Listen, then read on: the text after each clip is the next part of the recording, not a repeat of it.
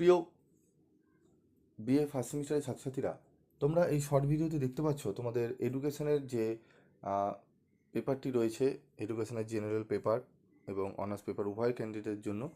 তোমাদের যেহেতু অনার্সদের পরীক্ষা হয়ে গেছে, তো জেনারেলদের জন্য বিশেষ করে গুরুত্বপূর্ণ 2 নম্বরের কিছু প্রশ্ন এবং উত্তর এই শর্ট ভিডিওতে তোমরা দেখে নাও। শিক্ষার দুটি আধুনিক সংজ্ঞা লেখো।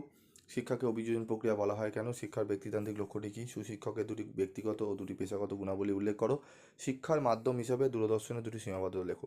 এই প্রশ্নগুলোর উত্তরগুলো তোমরা দেখে নাও এবং এই প্রশ্নগুলো ভালো করে করে যেও।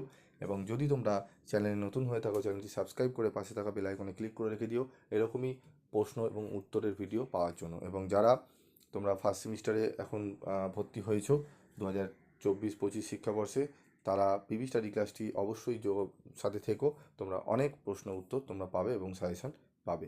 আজকের মতো এটুকুই, দেখা হচ্ছে।